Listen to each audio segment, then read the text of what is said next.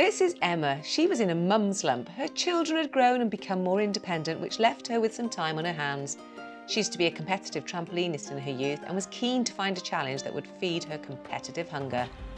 She thought about triathlon, but she hadn't been on a bike since she was a child and lacked confidence not only in her bike handling skills, but how she looked, and she doubted her very ability to finish her first triathlon. That is, until she found me. The pictures above show Emma in her first triathlon, and the same triathlon 1 year later. She was 2 stone lighter and finished it nearly 40 minutes quicker, which is quite something over a sprint distance. From here, a seed was planted. She asked me if I thought she would be able to complete an Ironman. Well, she had the determination, the commitment and the ability to train, so we sat down and formulated a plan. She completed Ironman Wales just 6 months after the second picture was taken. And not only did she complete it, but she qualified to go to the World Championships in Kona the following year. Whew, what a journey! I know that may not be possible for everyone, but we all have to start somewhere, and without the first step and a dream, it would never have become a reality. Last week we talked about goal setting and why it is important to consider all aspects of your life when embarking on a new skill, project or challenge. Each area of your life is inextricably linked, therefore if you change one element, it will impact on the other areas. For the next 6 weeks, we're going to be working specifically on the body and health aspect of your development, so it's really important to consider the knock-on effect. You may have joined the challenge because you felt there was something lacking in your life. Perhaps you were struggling to motivate yourself to get active and had no idea where to start with regards to training for a triathlon.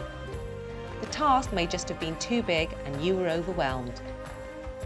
At this point, I want you to think about what it was that was holding you back. Jot some of those reasons down.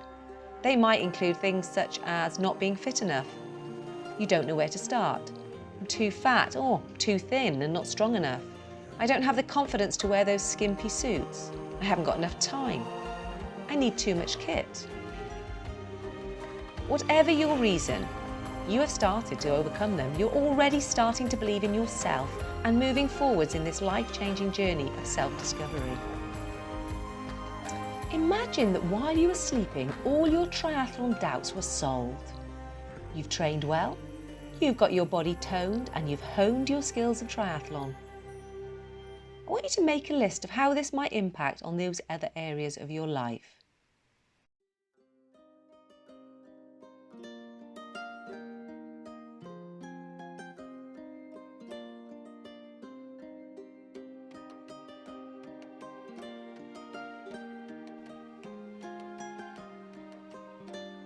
Choose 3 of these impacts and add them to the goals you created for the other areas from last week.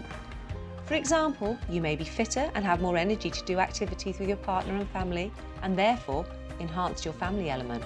Or you've lost weight, you feel more confident in your own skin, which is making you more motivated to go out with your friends that you haven't seen for ages. Now that we know that success in completing this challenge will have such a positive impact on the other elements of your life, we need to break down your triathlon goals into the short, medium and long-term goals. Meaningful goals can give direction to your life, highlight your most important values and give you that sense of purpose you've been looking for. So I want you to start with your long-term goal first. This will help you to break down the short and medium terms into your achievable chunks. Remember, the goals must have clarity. They must be clear and specific. You've got to eliminate any confusing generic goals. The goals need to be SMART. That means not only should they be specific, but they need to be achievable and realistic.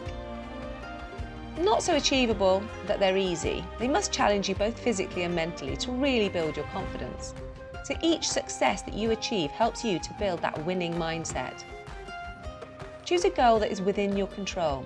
So for example, stating that you want to win the national triathlon title, unfortunately it's not within your control. The thing is, you don't know who is going to be there on the day. However, if you were to state that you wanted to complete the standard distance triathlon in 2 hours and 35 minutes, that clearly is within your control. You will have analysed your statistics, you will have chatted with your coach and focused on what is realistic for you. Okay, there'll still be some factors that you can't control, such as the weather. But if all the conditions were good, that may be realistic and achievable. As long as you have the commitment. Commitment is so important. If you don't commit to your goal with everything you have, it is far less likely that you're going to achieve it. Think about the time needed to train for that specific event. For example, if in 5 years' time you're looking to do an Ironman, you'll need to be able to up your training to a minimum of 10 to 14 hours a week. Whereas for a sprint triathlon, you could do it with a good level of fitness on perhaps minimal training, maybe 5 to 7 hours a week. Now, throughout this journey, you're going to be looking to get feedback. So what types of feedback are you expecting? Initially, you'll find that you'll be receiving lots of intrinsic feedback. The feel-good factor, when you're able to tick off your sessions that you've completed. Your clothes will start to fit you better. Perhaps your partner's noticed your improved mood and your physique. You'll be receiving compliments from both your family and your friends, which will further increase your motivation. These are fantastic, but unfortunately not always measurable. So once that flurry of compliments die down, you'll find yourself being drawn to the statistics of pace, power and performance. This feedback will help you know what you're doing. Are you doing it correctly? And how well are you doing? This allows you then to adjust your expectations and maybe make alterations to your plan of action going forwards. Now, you've already completed 1 week of training and shown that you're committed to your first short-term goal of completing the 3 disciplines consecutively. I want you to realistically consider the distance that you think are achievable for your current state of fitness. So here we're going to set your own targets based on how you fared in last week's training. You may have discovered that you could only manage 4 lengths of the pool, so your goal at the end of the 6 weeks might be to complete 10 lengths without stopping. You get my gist. You are the one deciding the distances of your triathlon. I will agree your target, and from that we can move forward with the plan. In the long and medium term, you might want to consider the distances you'd be able to commit to. There are a multitude of distances to choose from. You can do super sprints, which is a 250-metre swim, a 6-mile bike and a 3K run, right the way up to Deca Ironman distances.